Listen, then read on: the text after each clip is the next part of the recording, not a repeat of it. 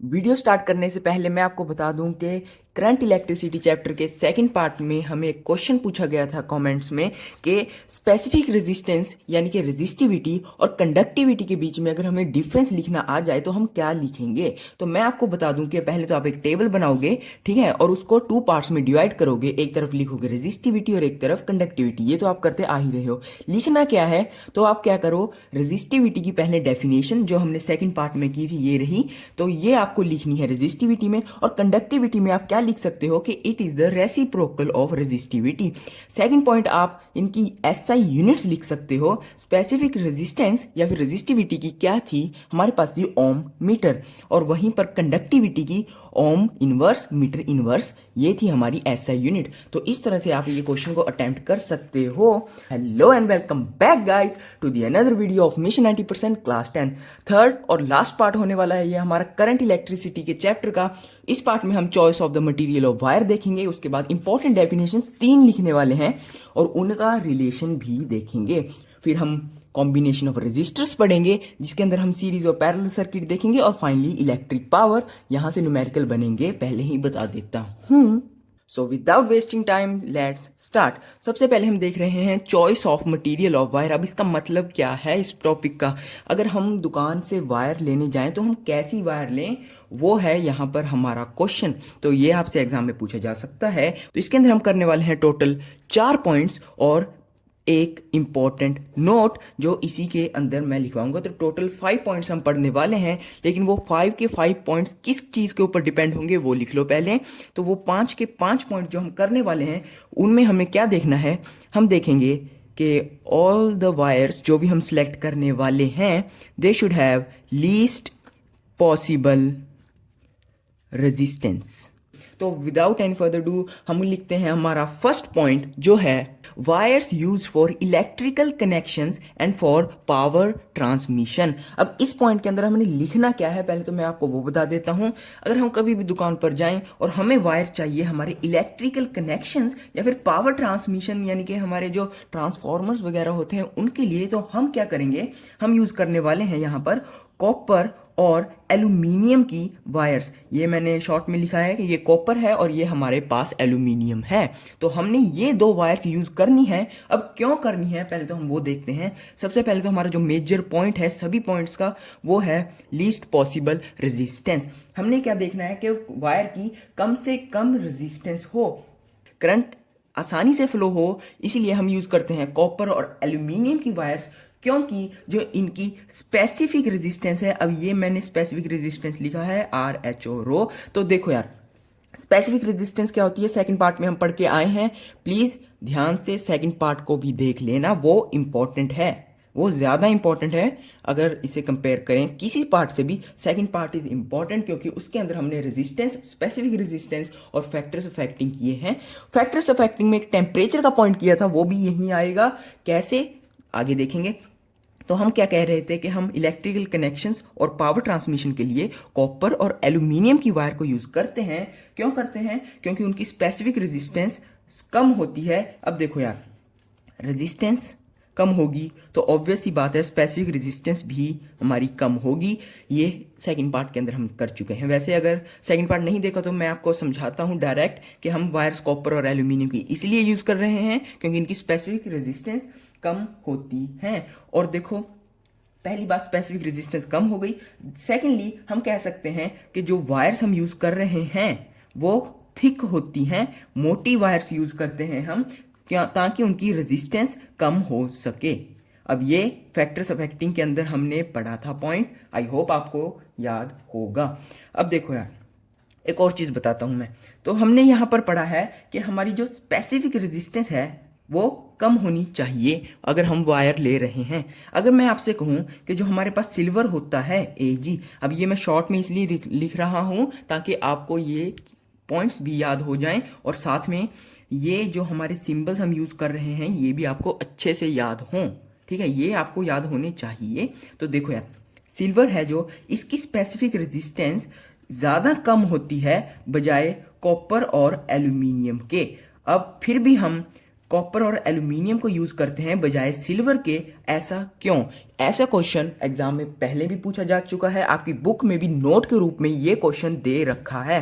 तो इसका आपको सिंपल सा आंसर ये लिखना है कि although specific resistance of silver is much lower than copper and aluminium, but जो हमारा सिल्वर है वो बहुत महंगा होता है कॉपर और एल्यूमिनियम से, और due to its high cost हम सिल्वर को यूज़ नहीं करते, कॉपर को यूज़ करते हैं, एल्यूमिनियम की वायर्स को हम यूज़ करते हैं। हमारे पास अब 3 पॉइंट्स बचे हैं और जल्दी से वो 3 पॉइंट्स देख लेते हैं। आपको बल्ब का पता होगा, ठीक है, आपने बल्ब के बारे में तो सुना ही होगा। तो देखो बल्ब के अंदर जो ये फिलामेंट होता है, ये जो बीच का फिलामेंट है, ये हम टंगस्टन से बनाते हैं। टंगस्टन की वायर इसके अंदर यूज होती है क्योंकि इसका जो मेल्टिंग पॉइंट है वो बहुत ज़्यादा होता है, आसानी से ये मेल्ट नहीं करती।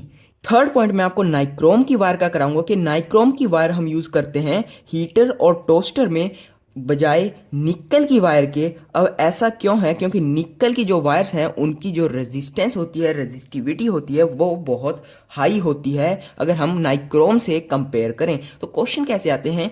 सिल्वर का पूछ लेंगे आपको कॉपर और एल्यूमिनियम से, निकल का पूछ लेंगे आपको नाइक्रोम की वायर से, और टंगस्टन का मैंने आपको बता दिया कि मेल्टिंग पॉइंट बहुत हाई होता है। इसी के साथ जो हमारा लास्ट पॉइंट है और इंपॉर्टेंट पॉइंट है, जो एक ही पॉइंट बचा है, वो है हमारा रेजिस्टेंस वायर का।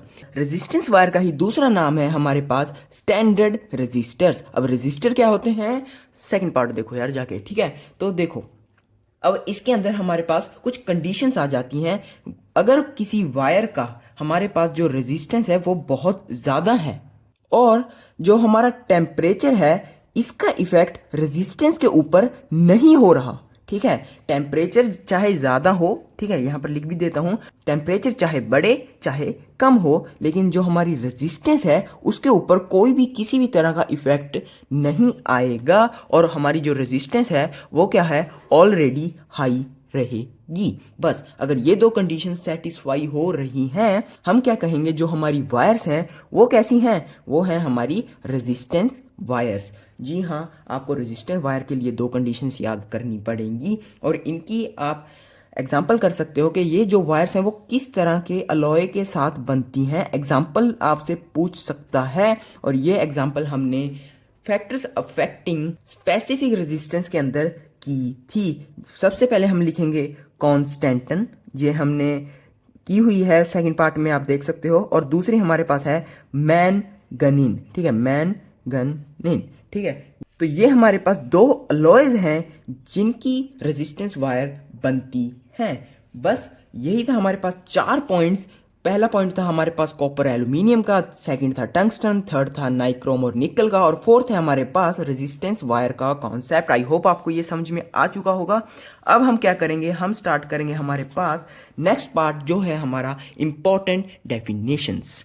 इंपॉर्टेंट डेफिनेशंस के अंदर हमारे पास 3 डेफिनेशंस आएंगी जो हम करेंगे। सबसे पहली हमारे पास होगी EMF, जिसको हम इलेक्ट्रोमोटिव फोर्स भी कहते हैं, और सेकंड हमारे पास आने वाला है कॉन्सेप्ट टर्मिनल वोल्टेज का। उसके बाद तो देखो यार, एक तो हैं ये 2 डेफिनेशंस और एक तरफ है हमारे पास एक और डेफिनेशन, जो थर्ड और लास्ट डेफिनेशन है वो हम लिखेंगे इंटरनल रेजिस्टेंस की, ठीक है, इंटरनल रेजिस्टेंस की। और इसको मैं आपको पहले ही बता देता हूं, स्मॉल आर से रिप्रेजेंट करते हैं। रेजिस्टेंस को हमने कैपिटल आर से किया था, स्पेसिफिक रेजिस्टेंस को हमने रो से किया था, और अब ये इंटरनल रेजिस्टेंस है जिसको हम स्मॉल आर से रिप्रेजेंट करते हैं। आप इसको चाहे ऐसे डाल सकते हैं या फिर ऐसे भी आप लिख सकते हो इंटरनल रेजिस्टेंस को। अब ये 3 डेफिनेशन हम करने वाले हैं, और इंटरनल रेजिस्टेंस की डेफिनेशन के बाद हम लिखेंगे हमारे फैक्टर्स अफेक्टिंग इंटरनल रेजिस्टेंस, ठीक है, फैक्टर्स अफेक्टिंग इंटरनल रेजिस्टेंस करेंगे। इसके अंदर हम और 4 पॉइंट्स पढ़ने वाले हैं फैक्टर्स अफेक्टिंग में, और ये अलग अलग हैं, ये आपको याद रखना है। तो विदाउट एनी फर्दर डिस्कशंस, तो चलो हम इंपॉर्टेंट डेफिनेशन के अंदर हमारी फर्स्ट डेफिनेशन लिखते हैं EMF की। तो मान लो हमारे पास एक सेल है और इसके हमारे पास दो टर्मिनल्स हैं, ये आपको सपोज करना है। ये डेफिनेशन कैसे है मैं आपको बताऊंगा।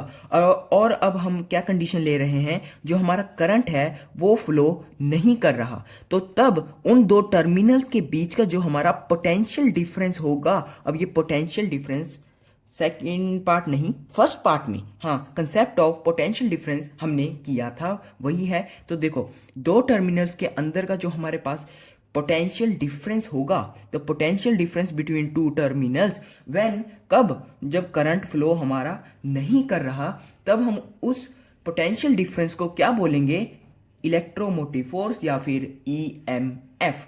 किसका, उस सेल का।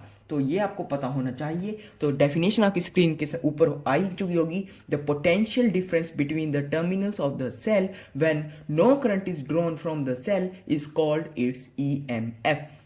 और पोटेंशियल डिफरेंस हम ले रहे हैं, तो देखो ईएमएफ को हम ई से रिप्रेजेंट करते हैं और इसका जो फॉर्मूला होगा वो पोटेंशियल डिफरेंस वाला ही होगा, W/Q। तो ये है हमारे पास इसका इंपॉर्टेंट फॉर्मूला। इंपॉर्टेंट क्यों है, क्योंकि पोटेंशियल डिफरेंस भी इसके अंदर इन्वॉल्व है। और अब जो हमारा ईएमएफ है ये सेल का, ठीक है, ये ईएमएफ है, ये दो चीज़ों के ऊपर डिपेंड करता है और ये दोनों चीज़ें आपको पता होनी चाहिए अगर आप केमिस्ट्री पढ़ते हो तो। क्या है, फर्स्ट है हमारे पास इलेक्ट्रोड्स, ठीक है। अब मटेरियल ऑफ द इलेक्ट्रोड्स है वैसे तो इसका पूरा पॉइंट, तो इलेक्ट्रोड्स का मटेरियल कैसा है। अब इलेक्ट्रोड्स क्या होते हैं, ये टर्मिनल्स ही होते हैं एक तरह से वैसे तो, लेकिन केमिस्ट्री के अंदर आपको इसकी डेफिनेशन अच्छे से करवाई हुई है, तो मेक श्योर आपको वो पता हो। तो देखो, वैसे इतनी इंपॉर्टेंट नहीं है, आपको सिर्फ इतना याद रखना है कि the EMF of the cell depends on the material of the electrodes, और उस सेल के अंदर जो इलेक्ट्रोलाइट यूज हो रहा है, इलेक्ट्रोलाइट, ठीक है, और वो हो गया। अब ये दो चीज़ें हैं, इलेक्ट्रोड्स का मटेरियल और electrolyte used in the cell, इन दो चीज़ों के ऊपर हमारा ईएमएफ डिपेंड करता है। होता क्या है, टर्मिनल्स के बीच का पोटेंशियल डिफरेंस जब करंट हमारा फ्लो नहीं हो रहा, और ये रहा इसका फॉर्मूला। बस यही था हमारे पास इलेक्ट्रोमोटिव फोर्स। आप, आई होप आपको ये समझ में आ चुका होगा, ठीक है। तो अब टर्मिनल वोल्टेज बहुत आसान है अगर आपको ईएमएफ आता है तो। क्यों कह रहा हूं मैं ऐसा, तो देखो यार, यही सेल है हमारे पास, तो हमने क्या किया था, क्या लिखा था हमने, पोटेंशियल डिफरेंस लिखा था, ठीक है, पोटेंशियल डिफरेंस इन दो टर्मिनल्स के बीच, the potential difference between the terminals of the cell. अब कंडीशन क्या है, ईएमएफ के अंदर हमारे पास करंट फ्लो नहीं कर रहा था, और अब जो हमारे पास टर्मिनल वोल्टेज है इसके अंदर करंट फ्लो करेगा, दैट्स इट। और यही हमारे पास कंडीशन है। डेफिनेशन आपकी स्क्रीन के सामने ये रही, the potential difference between the electrodes of the cell when current is drawn from the cell is called its terminal voltage. जी हाँ, और इसका जो हमारा फॉर्मूला होगा वो भी सेम ही होगा, V से हम रिप्रेजेंट करते हैं, वोल्टेज आ गया इसलिए, और क्या होगा हमारे पास फॉर्मूला, W'/Q लिख देते हैं हम इसको। तो आई होप आपको ये फॉर्मूला भी समझ में आ गया होगा, V=W'/Q। और अगर हम इसको वोल्टेज ड्रॉप लिखना चाहें वो भी लिख सकते हैं। अब देखो, वोल्टेज ड्रॉप अगर आपसे पूछ ले कितना है, तो उसका फॉर्मूला क्या है हमारे पास, यही है, V=W/Q। यही फॉर्मूला लगा के आपको वोल्टेज ड्रॉप भी निकालना पूछ सकते हैं, यही फॉर्मूला लगेगा। आई होप आपको ये भी समझ में आ गया होगा। अब देखो, हमने क्या किया, ईएमएफ को हमने ई से रिप्रेजेंट किया था, ठीक है, और टर्मिनल वोल्टेज को हमने किस चीज़ से रिप्रेजेंट किया था, ये हमने यूज़ किया था यहाँ पर V, ठीक है, और वोल्टेज ड्रॉप को हमने स्मॉल v से रिप्रेजेंट किया है, ये याद रखना। टर्मिनल वोल्टेज और वोल्टेज ड्रॉप दो अलग चीज़ें हैं, लेकिन फॉर्मूला सेम होता है। अब W/Q, work done upon charge, ये तो आपको समझ में आ गया होगा। अब इनका रिलेशन देख लेते हैं, दोनों का आपस के अंदर है क्या। तो हम क्या लिखते हैं, जो हमारा ईएमएफ है V plus small v, terminal की वोल्टेज और वोल्टेज में कितना ड्रॉप आ रहा है जब हम करंट फ्लो कर रहे हैं तब, तो उन दोनों का ऐड करके हमारे पास ईएमएफ आ जाता है। तो आई होप आपको ये समझ में आ गया होगा। और इसी तरह आप वोल्टेज ड्रॉप भी निकाल सकते हो, बस कैसे, आप क्या करोगे, ये V है जो स्मॉल v वोल्टेज ड्रॉप, ये उस तरफ चला जाएगा, माइनस का साइन आएगा और हमारे पास इसका फॉर्मूला भी बन जाएगा। इसी के साथ हमने इसका फॉर्मूला बनाया है, आई होप आप इसको याद रखोगे। अब देखो, जल्दी से हम इंटरनल रेजिस्टेंस भी कर लेते हैं, वीडियो को इतना लंबा नहीं खींचने वाले हम, ठीक है, लेकिन नॉलेज आपको पूरी देंगे। ताकि आप अच्छे से स्कोर कर सको। ये रही आपकी स्क्रीन के ऊपर डेफिनेशन हमारी इंटरनल रेजिस्टेंस की क्या है, चलो जल्दी से पढ़ लेते हैं। तो देखो यार, जो हमने इलेक्ट्रोलाइट यूज़ किया था ईएमएफ के अंदर, उसकी भी कुछ रेजिस्टेंस होती है करंट को लेकर। कैसे? तो देखो, the resistance offered by the electrolyte inside the cell. अब देखो, अब जो हम इलेक्ट्रोलाइट यूज़ कर रहे हैं वो हम क्या करता है, रेजिस्टेंस प्रोड्यूस करता है सेल के अंदर ही। तो देखो यार, मैं कैसे समझाऊँ, मान लो ये हमारे पास एक सर्किट है, यहाँ पर एक सेल लगा हुआ है बॉक्स। तो देखो, वायर के अंदर रेजिस्टेंस होगा वो अलग होगा, लेकिन जो इस सेल के अंदर का रेजिस्टेंस है उसको हम क्या कहेंगे, इंटरनल रेजिस्टेंस। अब ये बन कैसे रहा है वो हमने यहाँ पर लिखा हुआ है, the resistance offered by the electrolyte. ठीक है, इलेक्ट्रोलाइट की वजह से जो सेल के अंदर हमारे पास रेजिस्टेंस हो रहा है करंट को लेकर, ठीक है, to the flow of current, उसको हम क्या कहेंगे, इंटरनल रेजिस्टेंस। और इसका जो फॉर्मूला है वही हमारा ओम्स लॉ है, लेकिन बस लिखना क्या है, V की जगह हम क्या लिखते हैं, क्या था हमारा Ohm's law, V equals to IR था ना, तो हम क्या लिखेंगे, वोल्टेज। ठीक है, V पोटेंशियल, इसकी जगह हम लिखेंगे हमारे पास वोल्टेज ड्रॉप, और करंट हमारा सेम रहेगा। और लेकिन रेजिस्टेंस हम जहाँ यूज़ कर रहे थे वहाँ पर हम क्या यूज़ करेंगे, इंटरनल रेजिस्टेंस। तो हमारे पास फॉर्मूला बनता है V इक्वल्स टू IR का सेम, लेकिन अल्फ़ाबेट्स देख लेना, कैपिटल है या स्मॉल, उससे आपको पता चल जाएगा कि हम किस चीज़ की बात कर रहे हैं। हम रेजिस्टेंस की बात कर रहे हैं, हम इंटरनल रेजिस्टेंस की बात कर रहे हैं, या फिर हम पोटेंशियल की बात कर रहे हैं, या फिर उसी की जगह हम बात कर रहे हैं हमारे पास वोल्टेज ड्रॉप की। तो उससे आपको आइडिया लग जाएगा। आई होप आपको डेफिनेशन समझ में आ गई होगी। तो अब हम फैक्टर्स देख लेते हैं जल्दी से। अब देखो, चेंज होगा लेकिन इतना नहीं, तो कैसे? सबसे पहला जो हमारा पॉइंट है वो है सरफेस एरिया ऑफ इलेक्ट्रोड्स। अब देखो, जितना ज़्यादा हमारे पास सरफेस एरिया होगा, इंटरनल रेजिस्टेंस उतनी ही कम होगी। ये चीज़ याद रखना। तो आप यहाँ पर लिख सकते हो कि ये क्या है, हमारे इनवर्सली प्रोपोर्शनल हैं to each other. Surface area of the electrode is inversely proportional to हमारा किसके, इंटरनल रेजिस्टेंस के। जितना ज़्यादा सरफेस एरिया होगा उतनी कम हमारे पास इंटरनल रेजिस्टेंस होगी। आई होप आपको समझ में आ रहा होगा। रेजिस्टेंस से कंपेयर करके करते रहोगे तो बहुत आसान लगेगा यार। ठीक है, तो जो हमारा सेकंड पॉइंट है हर बार की तरह वो है टेम्परेचर ऑफ इलेक्ट्रोलाइट। जी हाँ, इलेक्ट्रोलाइट जो हमने यूज की थी, यहां पर देख सकते हो, यहां पर देख सकते हो, ये जो इलेक्ट्रोलाइट है इनका टेम्परेचर कैसे इफेक्ट करता है। जितना ज़्यादा हमारे पास टेम्परेचर होगा, ठीक है, जितना ज़्यादा हमारे पास टेम्परेचर होगा, इंटरनल रेजिस्टेंस उतनी कम होगी। तो आप लिख सकते हो यहाँ पर भी कैसे, इनवर्सली प्रोपोर्शनल है। एग्जाम में क्वेश्चन कैसे आते हैं यार, तो चलो 4 पॉइंट्स कर लेते हैं, फिर आपको क्वेश्चंस भी समझाएंगे कैसे बनते हैं। तो जो अब हमारा थर्ड पॉइंट है, ठीक है, जो हमारा थर्ड पॉइंट है वो क्या है, वो है डिस्टेंस बिटवीन इलेक्ट्रोड्स। अब देखो यार, करंट को ये है कि जल्दी जल्दी से मैं पार हो जाऊं। अब देखो, एक हमारे पास टर्मिनल वोल्ट ये रहा, टर्मिनल सेल का एक ये रहा मान लो, ठीक है। अब करंट को जल्दी जाना है और हमने इनका डिस्टेंस ही बढ़ा दिया, तो करंट के लिए तो दिक्कत हो गई ना, ज़्यादा डिस्टेंस कवर करना पड़ गया। इसलिए हम क्या कहेंगे कि जो हमारा डिस्टेंस बिटवीन इलेक्ट्रोड्स है वो भी कम होना चाहिए। तो लेकिन हमने इंटरनल रेजिस्टेंस की ही बात कर रहे हैं यहाँ पर, तो हम क्या लिखेंगे यहाँ पर, डायरेक्टली। मतलब जितना ज़्यादा डिस्टेंस उतनी ज़्यादा इंटरनल रेजिस्टेंस। फोर्थ और फाइनल पॉइंट है हमारे पास, यहाँ पर नहीं लिखूंगा, वो है नेचर एंड कंसंट्रेशन। यहाँ पर कंसंट्रेशन का पॉइंट मैं लिख देता हूँ, वो इंपॉर्टेंट है इसीलिए। ठीक है, यहाँ पर मैंने लिख दिया ऊपर। तो ये है हमारे पास कंसंट्रेशन ऑफ इलेक्ट्रोलाइट, और साथ में नेचर भी हम देखेंगे। जो हम इलेक्ट्रोलाइट यूज कर रहे हैं उसका हमने टेम्परेचर तो देख लिया, लेकिन कंसंट्रेशन और नेचर भी हमारे पास इंटरनल रेजिस्टेंस को अफेक्ट करता है। कैसे? डायरेक्टली। ठीक है, डायरेक्टली इफेक्ट करता है वो भी। तो हमने क्या पढ़ा, 2 इन्वर्सली हैं, 2 डायरेक्टली हैं बस। अब जल्दी से इनके बीच में आपस में इनका रिलेशन देख लेते हैं एक बार।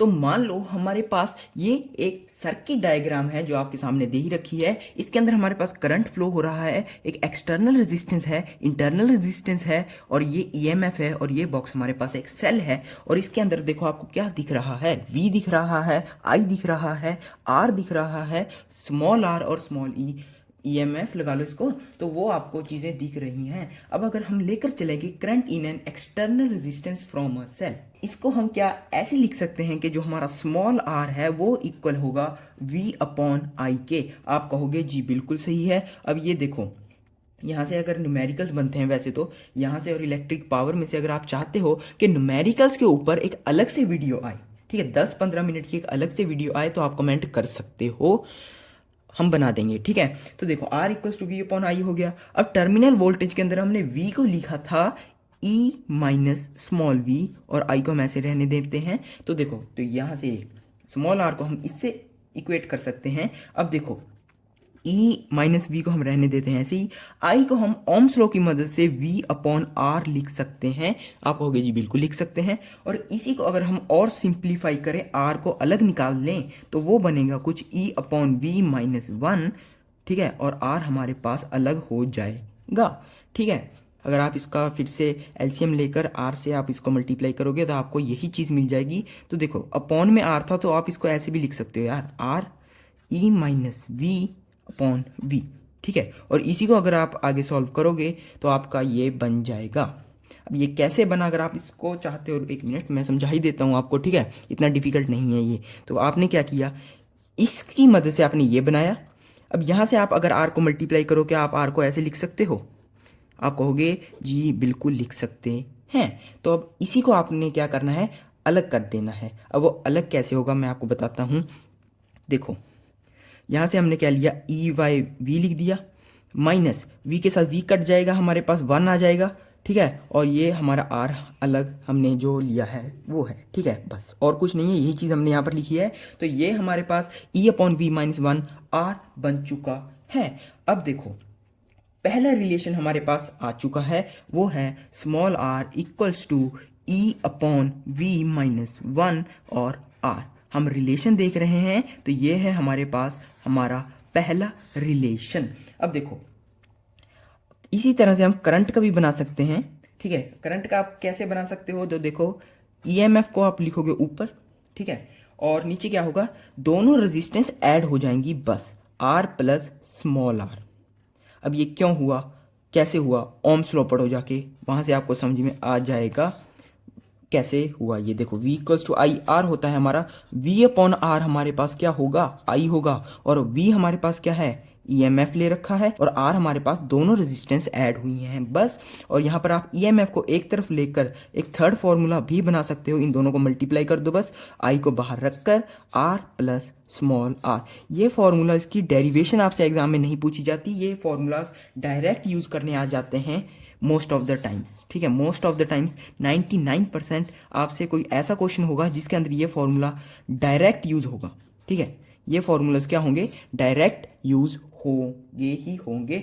इसके साथ मैं आपको सजेस्ट करूंगा कि आप ओम्स लॉ लिख लो, एक तो V equals to I R, ठीक है, और एक small v equals to I small r. ये दो ओम्स लॉ के एक्सप्रेशंस हैं, ये भी आप लिख लो, ये भी आपके बहुत हेल्प करने वाले हैं। यही था हमारे पास रिलेशन। अब हम कॉम्बिनेशन ऑफ रेजिस्टर्स करेंगे, तो न्यूमेरिकल्स के लिए हम एक अलग से वीडियो कोशिश करेंगे बना दें अगर आपको चाहिए तो। अब देखो, कॉम्बिनेशन ऑफ रेजिस्टर्स क्या है, इसके अंदर हम दो चीज़ें पढ़ने वाले हैं। पहला है हमारे पास सीरीज कॉम्बिनेशन ऑफ रेजिस्टर्स, और दूसरा है हमारे पास पैरेलल कॉम्बिनेशन ऑफ रेजिस्टर्स। अब इन दोनों के अंदर हम देखने क्या वाले हैं, हम मेनली जो हम मेन चीज़ हमने फाइंड करनी है वो मैं आपको यहाँ पर लिख देता हूँ, याद रखना इस चीज़ को। जो हम दोनों में फाइंड करेंगे वो है हमारे पास equivalence resistance. Series combination of resistors ले रहे हैं, तो इसके अंदर हम क्या करेंगे, जो हमारे रेजिस्टर होंगे उनको हम सीरीज के अंदर कंबाइन करेंगे। मान लो एक रेजिस्टर ये रहा, तो दूसरा यहाँ पर होगा, तीसरा यहाँ पर होगा, और यहाँ से हमारा क्या होगा, सर्किट को हम कंप्लीट कर देते हैं। ये हमारा पहला रेजिस्टर, ये हमारा दूसरा, और ये हमारे पास तीसरा। ये हमारे पास की है, ये हमारे पास बैटरी है, बस। और करंट फ्लो तो करना रह ही गया यार, करंट भी तो फ्लो करना चाहिए। करंट इस तरह से फ्लो होगा, पॉजिटिव टू नेगेटिव, ठीक है, ये याद रखना। तो ये है हमारे पास सीरीज कॉम्बिनेशन ऑफ रेजिस्टर का एक छोटा सा सर्किट। यहाँ से आप क्या देख सकते हो, तो देखो यार, करंट के पास एक ही पाथ है, तो क्या मैं कह सकता हूँ कि हर रेजिस्टर के अंदर जो हमारा करंट फ्लो कर रहा है वो सेम है। तो ये आपको पॉइंट्स बनाकर लिख लेना है। फर्स्ट पॉइंट है हमारा, जो हमारा करंट है वो through out the circuit same है। ये हमारे पास फर्स्ट पॉइंट है, इंपॉर्टेंट पॉइंट है, ठीक है। तो अब यहां से हम क्या कह सकते हैं कि जो हमारा पोटेंशियल डिफरेंस होगा, ठीक है, पोटेंशियल डिफरेंस होगा जो हमारा मेनली, वो क्या होगा, डिफरेंट हो जाएगा हर रेजिस्टर के अंदर। इसके अंदर पोटेंशियल डिफरेंस अलग होगा, इसका अलग होगा, इसका अलग होगा। क्यों? क्योंकि हमारा जो पोटेंशियल डिफरेंस होता है किसी भी रजिस्टर का वो डायरेक्टली प्रोपोर्शनल होता है रेजिस्टेंस के। ये पॉइंट को याद रखना बस।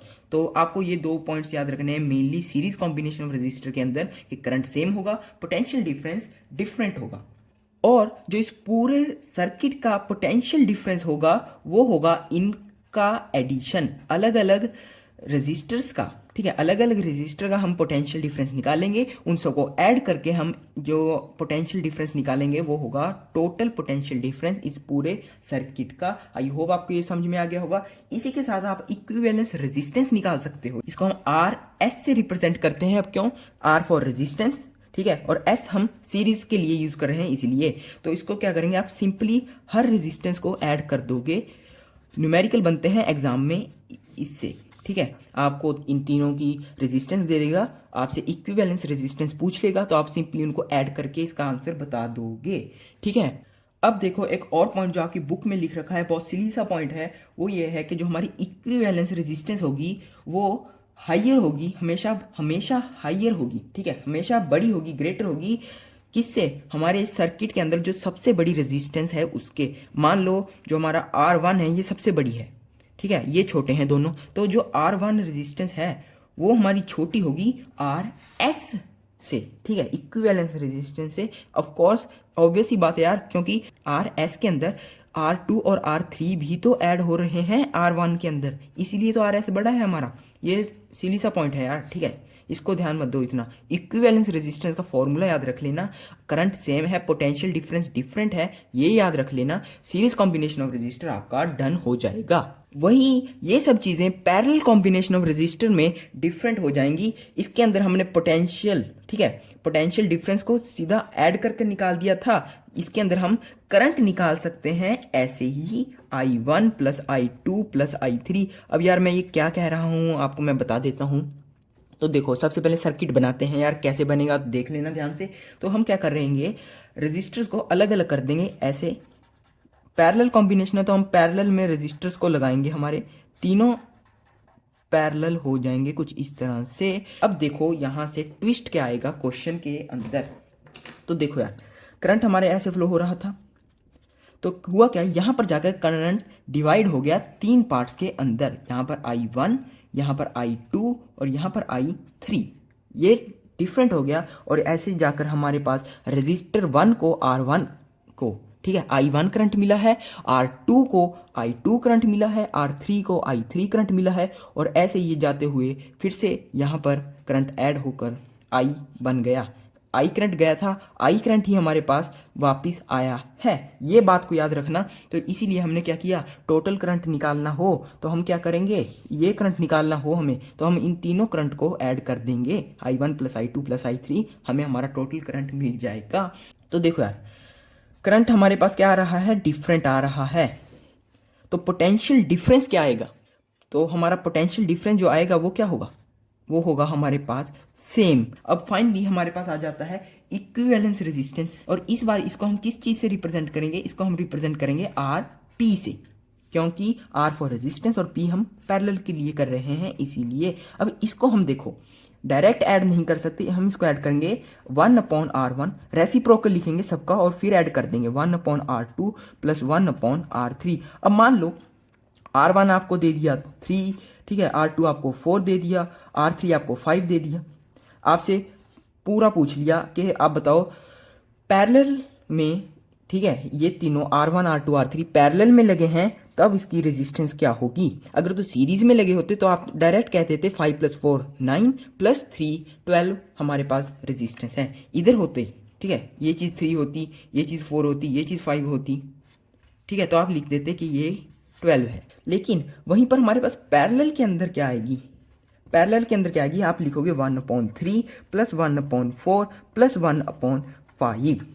एलसीएम ले लेंगे हम, इसका कितना आ जाएगा, इन तीनों को मल्टीप्लाई करोगे 60 एलसीएम आ जाएगा हमारे पास। और यहाँ पर क्या लिखेंगे हम, 20 प्लस हमारे पास यहाँ पर 15 और यहाँ पर आ जाएगा हमारा 12, 5 सर 60, तो 12, 20 प्लस 15 कितना होगा, 35, 36, 37, 47/60 हमारे पास आ जाएगा यहाँ पर। तो आप क्या देख सकते हो कि जो हमारी सीरीज की रेजिस्टेंस है वो क्या है, ज़्यादा है पैरेलल के। तो यहाँ से एक और पॉइंट बनता है हमारे पास कि रेजिस्टेंस सीरीज वाली हमेशा ज़्यादा होगी पैरेलल रेजिस्टेंस के। इस पॉइंट को आप लिख सकते हो ध्यान से, ठीक है। तो यहीं पर हमारे पास कॉम्बिनेशन ऑफ रेजिस्टर्स भी कंप्लीट होता है। मेन आपको क्या याद रखना है, करंट सेम है, पोटेंशियल डिफरेंस डिफरेंट होगा सीरीज के अंदर, और पैरेलल में हमारे पास करंट डिफरेंट होगा लेकिन पोटेंशियल डिफरेंस सेम होगा। हम यहाँ पर सीरीज के अंदर पोटेंशियल को ऐड कर सकते हैं लेकिन पैरेलल के अंदर हम करंट को ऐड करते हैं। इक्विवेलेंस रेजिस्टेंस के दोनों फॉर्मूलाज को याद रख लेना बस। इसके बाद हमारे पास फाइनल कंसेप्ट आता है हमारे पास इलेक्ट्रिक पावर का। यहाँ से न्यूमेरिकल्स बनते हैं और इसको हम यार फोर्थ पार्ट इसका एक्सटेंड करनी पड़ रही है हमें ये सीरीज, लेकिन फोर्थ पार्ट को हम एज अ फोर्थ पार्ट नहीं, हम लिखेंगे उसको एज अ न्यूमेरिकल, ठीक है। अगर आपको न्यूमेरिकल्स करने हैं तब आप इस पार्ट को देखोगे, अदरवाइज नहीं यार, ठीक है। अगर इस चैप्टर को कंप्लीट करना ही है 10-15 मिनट की वीडियो होगी बस, उससे ज़्यादा नहीं होगी। लेकिन इलेक्ट्रिक पावर का कंसेप्ट, इसके न्यूमेरिकल्स विद एग्जांपल्स हम करेंगे नेक्स्ट पार्ट में। Till then take care, thanks for watching, thank you.